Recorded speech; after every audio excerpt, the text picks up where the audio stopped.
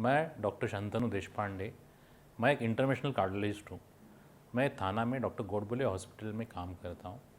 मुझे लगभग 22 साल का कार्डियोलॉजी में एक्सपीरियंस है और मैं अब कार्डियोलॉजी के विविध सारे प्रोसीजर्स करता हूँ, जैसे कि एंजियोग्राफी है, एंजियोप्लास्टी है, वॉल की अलग अलग तरह की बीमारियाँ हैं जो कि विदाउट सर्जरी की जाती है, या पेसमेकर इम्प्लांटेशन है। ये सब सर्जरीज़ मैं ये गोडबोले हॉस्पिटल में करता हूँ। आज हम जानेंगे हार्ट अटैक क्या होता है, हार्ट अटैक के कारण क्या होते हैं, हार्ट अटैक को कैसे डायग्नोस किया जाता है और उसके रिस्क फैक्टर्स क्या है, और उसकी कौन से तकनीकों की वजह से उसको आप डायग्नोस कर सकते हैं, उसकी ट्रीटमेंट कर सकते हैं। इन बारे में हम जानेंगे। हार्ट अटैक किस वजह से होता है? हार्ट को ब्लड सप्लाई करने वाली 3 नसें होती है, जो कि लेफ़्ट साइड में 2 होती है, राइट साइड में एक नस होती है। जब ये नस सडनली बंद हो जाती है, जिसका कि कारण कोलेस्ट्रॉल हो सकता है या खून की गुठली हो सकती है, जिसकी वजह से ये नस जब भी सडनली बंद हो जाती है तभी पेशेंट को छाती में बहुत ज़ोर से दर्द हो सकता है। उसका दर्द वो लेफ़्ट हैंड में भी जा सकता है, उसको बहुत पसीना छूट सकता है, उसको चक्कर आ सकते हैं। ये सब लक्षण हार्ट अटैक के होते हैं।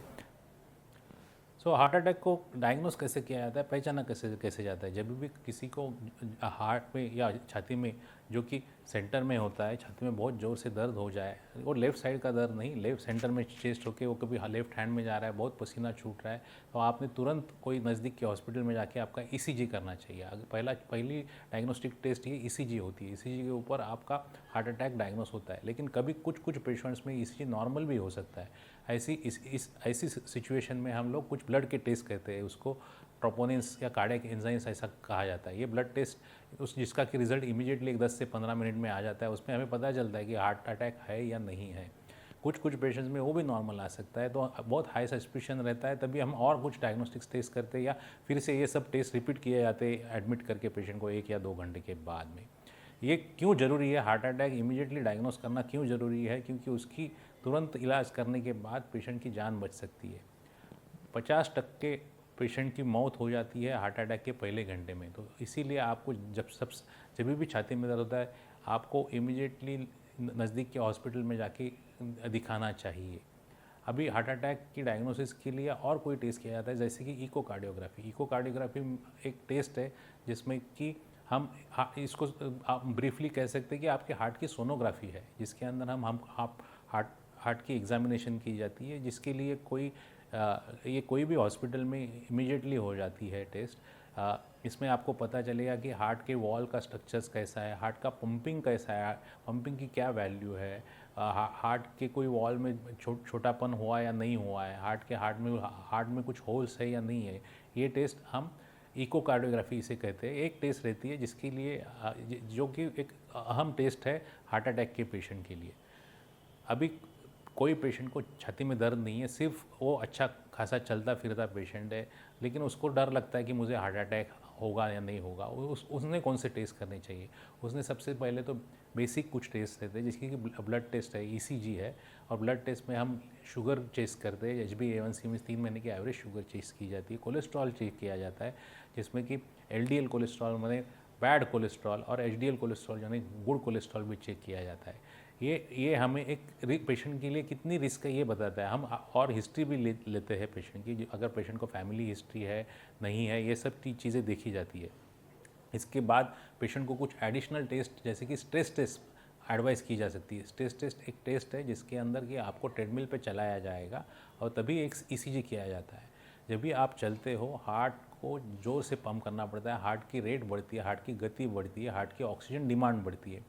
अगर आपको कोई ब्लॉकेज है और ऑक्सीजन की डिमांड फुलफ़िल नहीं होती है, तो ईसीजी में चेंजेस आ जाते हैं। इसे हम पॉजिटिव स्ट्रेस टेस्ट कहते हैं। वो इनडायरेक्टली आपको कहता है कि आपके हार्ट के नस के अंदर ब्लॉक हो सकता है।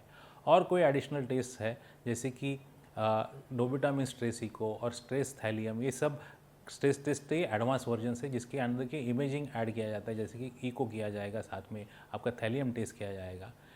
इसके आगे की टेस्ट आती है सीटी एंजियोग्राफी। सीटी एंजियोग्राफी एक सीटी स्कैन की टेस्ट है, जिसके अंदर कि आपके हाथ के अंदर से अराउंड 100 सीसी का कॉन्ट्रास्ट दिया जाएगा और एट द सेम टाइम आपका सीटी स्कैन किया जाएगा। इसके अंदर अब हम जानेंगे कोरोनरी एंजियोग्राफी क्या होता है। कोरोनरी एंजियोग्राफी एक डायग्नोस्टिक टेस्ट है। ये सिर्फ डायग्नोसिस करती है कि आपके हार्ट के नस के अंदर कोई ब्लॉकेजेस है या नहीं है। हार्ट के ब्लॉकेजेस है तो उसका एक्सटेंट में कितना ज़्यादा ब्लॉकेजेस है, उसका परसेंटेज क्या है, वो कितने आर्टरियोज में कितनी जगह पे है, छोटी नस में है, बड़ी नस में है, ये सब पता चलता है एंजियोग्राफी के अंदर। एंजियोग्राफी एक सिंपल टेस्ट है जो कि ऑलमोस्ट ओपीडी बेसिस पे की जाती है, इसीलिए आपको सिर्फ महज 2 घंटे का फास्टिंग ज़रूरी है। 2 घंटा कुछ खाना नहीं है। आप हॉस्पिटल में आते हो, आपको आपके कुछ पहले ब्लड इन्वेस्टिगेशन किया जाता है, जैसे कि आपका सीबीसी या क्रिएटिनिन, ये टेस्ट किए जाते हैं। उसके बाद में आपको रेडी किया जाता है, कुछ इंजेक्शंस दिए जाते हैं एंजियोग्राफी के पहले, और आपके ब्लड टेस्ट और इंजेक्शंस होने के बाद आपको कैथ लैब में लिया जाता है, जो कि कैथ लैब एक मशीन है जिसके अंदर कि आपकी एंजियोग्राफी की जाती है। एक एक्सरे ट्यूब होती है और जो कि आपका पूरा रिकॉर्डिंग करती है, कि एंजियोग्राफी का पूरा रिकॉर्डिंग होता है उसके अंदर, और पता चलता है कि कुछ ब्लॉकेजेस है या नहीं है। टेस्ट की शुरुआत ऐसे होती है, हम जनरली 90% पेशेंट्स का एंजियोग्राफी है हाथ से किया जाता है। हाथ को एक लोकल एनेस्थीसिया दिया जाएगा। लोकल एनेस्थीसिया देने के बाद एक छोटी सी शीथ आपके रेडियल आर्टरी मीन्स एक नस में लगाई जाएगी, और वहाँ से एक लंबा कैथेटर जाता है कि जो कि हार्ट के नस तक जाता है। वहाँ से हम कोई कॉन्ट्रास्ट इंजेक्ट करते हैं लेफ़्ट साइड की आर्टरी में पहले, और बाद में राइट साइड की आर्टरी में कॉन्ट्रास्ट इंजेक्ट किया जाता है, और वेरियस एंगल्स में उसके शूट्स लिखे आपके ब्लॉकेजेस डिटरमाइन किए जाते हैं। इसीलिए इसके लिए सिर्फ महज 10 से 15 सीसी कॉन्ट्रास्ट लगता है, और ये पूरा टेस्ट के लिए एक्चुअल टाइम 5 to 10 मिनट्स लगता है। उसके अंदर इमीडिएटली आपका रिजल्ट आ जाता है। 3 टाइप के रिजल्ट्स पॉसिबल होते हैं। एक तो आपका एंजियोग्राफी बिल्कुल नॉर्मल है, तो कोई चीज़ डरने की बात नहीं है, आपको सिर्फ दवा गोली खाना है। कोई पेशेंट्स में माइनर ब्लॉकेजेस हो सकते हैं 10, 20, 30%, जो कि दवा से ट्रीट किए जा सकते हैं। कोई पेशेंट्स में ज़्यादा भी ब्लॉक हो सकते हैं, 80-90%, लेकिन छोटी नस में हो सकते हैं, जिसके लिए भी दवा गोली इलाज किया जाता है। कुछ रुग्णों में बड़ी नस में ज़्यादा ब्लॉक हो सकता है, 80-90%, 70% के ऊपर को ब्लॉक अगर बड़ी नस में रहेगा तो हम उसे सिग्निफिकेंट ब्लॉकेजेस कहते हैं, और जिसका कि मैच इलाज किया जा सकता है, जिसका कि इलाज हो सकता है अदर एंजियोप्लास्टी और बाईपास सर्जरी। अभी तीसरी चीज़ होती है, बहुत सारे ज़्यादा ब्लॉकेजेस है, तीनों नस में ब्लॉकेजेस है, तो आपको और तीसरा ऑप्शन दिया जाता है बाईपास सर्जरी का। तो ये होने के बाद पेशेंट को बाहर लिया जाता है और उसको एक छोटा ड्रेसिंग दिया जाता है, जिसके जहाँ से शीत डाला था उसको निकाल के इमीडिएटली उसको कॉम्प्रेशन ड्रेसिंग दिया जाता है, और 2 घंटे के लिए ऑब्जर्वेशन के लिए आपको रिकवरी में रखा जाता है। 2 घंटे के बाद अगर ब्लीडिंग नहीं है तो छोटा ड्रेसिंग देके आप पेशेंट डिस्चार्ज हो जाता है।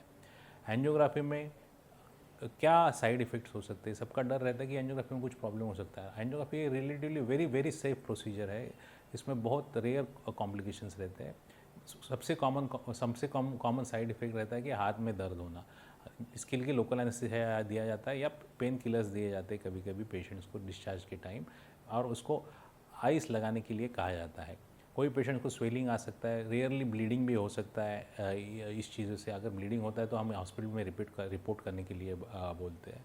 कॉन्ट्रास्ट के एलर्जिक रिएक्शंस रेयरली डिस्क्राइब किए गए हैं, लेकिन नए जो कॉन्ट्रास्ट है बहुत सेफ़ है, हम आजकल बिल्कुल देखते नहीं ये कॉन्ट्रास्ट की एलर्जी। तो ये सारी चीज़ें हो सकती है। कोई पेशेंट्स में कॉन्ट्रास्ट की वजह से किडनी का रिपोर्ट बढ़ सकता है, लेकिन एंजियोग्राफी में सिर्फ महज 10 से 15 सीसी कॉन्ट्रास्ट यूज होता है, तो उसकी पॉसिबिलिटी बहुत कम है। कुछ पेशेंट्स में अगर एंजियोग्राफी के टाइम में हमें ज़्यादा ब्लॉकेज दिखता है 80-90%, हम पेशेंट को ऑप्शन देते हैं कि वो ब्लॉक निकाला जा सकता है एंजियोप्लास्टी से स्टेंट डाल के। तो अगर पेशेंट इसके लिए तैयार है, और एंजियोप्लास्टी के फ़ायदे क्या है, एंजियोप्लास्टी कौन से रुग्णों में किया जाता है, एंजियोप्लास्टी कैसे की जाती है, और एंजियोप्लास्टी के बाद क्या केयर लेना चाहिए। तो एंजियोप्लास्टी ये हार्ट के नस में अंदर जो ब्लॉकेजेस होते हैं वो निकालने का एक तरीका है। हार्ट के अंदर जो कोलेस्ट्रॉल के डिपॉजिट्स होते हैं या ब्लड क्लॉट्स होते हैं, उसे निकालने का एक तरीका होता है एंजियोप्लास्टी। ये रिलेटिवली नॉन इन्वेजिव तरीका है एंजियो ब्लॉक निकालने का। ये आइदर हाथ की नस से किया जाता है या पाँव की नस से किया जाता है। इसके अंदर एक कैथेटर हार्ट की नस तक चला जाता है, वहाँ से एक छोटी सी तार हार्ट की नस में डाली जाती है, और उसके अंदर एक बलून डाला जाता है, और बलून से कोलेस्ट्रॉल को एक साइड पे दबा दिया जाता है। उसके बाद में हम एक मेडिकेटेड स्टेंट नाम की चीज़ यूज़ करते हैं, कि जो कि स्टेंट्स रहते हैं, जो कि मेटल की स्प्रिंग रहती है जिसके ऊपर दवा लगाई हुई रहती है। एक बलून के ऊपर ये स्टेंट लगाई हुई रहती है, वो बलून वहाँ जहाँ ब्लॉक है वहाँ वहाँ जाता है और उसको फुलाया जाता है। उस फुलाने के बाद स्टेंट वहाँ इम्प्लांट होता है और बलून बाहर आ जाता है। ये बलून आने के बाद हम कॉन्ट्रास्ट इंजेक्ट करके चेक करते ही ब्लॉक निकला है या नहीं निकला है। निकल गया तो हम वो तार को बाहर निकाल देते हैं। ये एंजियोप्लास्टी की प्रोसीजर कंप्लीट हो जाती है। इसे जनरली एक half an hour to 45 minutes लगता है ये प्रोसीजर के लिए। ये प्रोसीजर के लिए around 2 to 3 hours fasting patient ज़रूरी है और ये प्रोसीजर करने के बाद पेशेंट को आईसीयू में शिफ्ट किया जाता है। मेजॉरिटी पेशेंट्स को एक दिन के लिए आईसीयू में रखा जाता है, दूसरे दिन उसे आइदर घर भेजा जाता है या वार्ड में लिया जाता है। 1 से 2 घंटे के बाद हार्ट में जो शीट डाला हुआ है उसको निकाला जाता है पेशेंट को। पेशेंट दूसरे दिन चल फिर सकता है, इनफैक्ट सेम डे भी चल सकता है अगर हमने रेडियल आर्टरी से किया हुआ है। लेकिन 24 आवर्स उस पेशेंट को आईसीयू में इसीलिए रखा जाता है, ऑब्जर्वेशन के लिए रखा जाता है। एंजियोप्लास्टी करने के बाद जो स्टेंट डाला हुआ है वो स्टेंट बॉडी के अंदर परमानेंटली रहता है, उसको निकालने का नहीं रहता है। जब आप स्टेंट डालते हो उसके साथ में आपको कोई मेडिसिन लेना ज़रूरी है, जैसे कि ब्लड थिनर मेडिकेशंस लेना ज़रूरी है। स्टेंट्स डालने के बाद अराउंड 2 to 3% पेशेंट को फिर से वही जगह पे कोलेस्ट्रॉल डिपॉजिट होकर ब्लॉक हो सकता है, लेकिन आप दवा बराबर से लोगे, परहेज़ बराबर से करोगे तो उसके चांसेस कम रहते हैं। 1% पेशेंट्स में ब्लड क्लॉट्स वो स्टेंट के अंदर हो सकते हैं, लेकिन उसके लिए भी हम दवा देते हैं और दवा लेना ज़रूरी रहता है। 1 साल के लिए 2 ब्लड थिनर मेडिसिन दिए जाते हैं और उसके बाद 1 blood thinner medicine life long her heart के पेशेंट ने लेना ज़रूरी है। एंजियोप्लास्टी कौन से पेशेंट में करना चाहिए और कौन से पेशेंट ने नहीं करना चाहिए, ये डिसाइड होता है एंजियोग्राफी के बाद। आपको मल्टीपल ब्लॉकेजेस है, बहुत ख़राब ब्लॉकेजेस है, टोटल ऑक्लूजन्स है, तो हम पेशेंट्स को बाईपास सर्जरी के लिए भेजते हैं। लेकिन 2 या 3 आर्टरी में डिस्क्रीट लीजन्स है, प्रॉक्सिमल वेसल्स में बड़े आर्टरी में ब्लॉकेजेस है, तो वो ब्लॉकेजेस को हम एंजियोप्लास्टी से निकाल सकते हैं। आज एंजियोप्लास्टी में बहुत सारी एडवांसमेंट्स हुई है, जैसे कि बहुत कैल्सिफाइड ब्लॉक ट्रीट करने के लिए रोटाब्लेशन नाम का टेक्निक यूज़ होता है, या लिथोप्लास्टी जो किडनी स्टोन तोड़ने के लिए जो टेक्निक था वो भी हार्ट के नस के अंदर यूज़ हो जाता है। हम अच्छा एंजियोप्लास्टी, ऑप्टिमल एंजियोप्लास्टी करने के लिए कोई नया इमेजिंग टेक्निक्स भी यूज़ करते हैं, जैसे कि इंट्रावास्कुलर अल्ट्रासाउंड या ओसीटी, जिसकी वजह से जो स्टेंट हमने जो अंदर बिठाया वो परफेक्टली बैठा है या नहीं है, ये सब देखा जाता है। ये सब चीज़ें अपने गोडबोले हॉस्पिटल में अवेलेबल है और एडवांस तरीके की एंजियोप्लास्टी भी अपने हॉस्पिटल में होती है। कोई पेशेंट्स में 100% ब्लॉकेज रहता है, जिसे हम CTO कहते हैं। 100% पुराना ब्लॉक रहेगा जो कि पत्थर जैसा हुआ है, वो खोलना कभी कभी डिफ़िकल्ट रहता है। उसके लिए स्पेशल वायर, स्पेशल बलून्स, ये सब चीज़ों का इस्तेमाल करके उसे भी खोला जा सकता है। इसे CTO एंजियोप्लास्टी ऐसा कहा जाता है।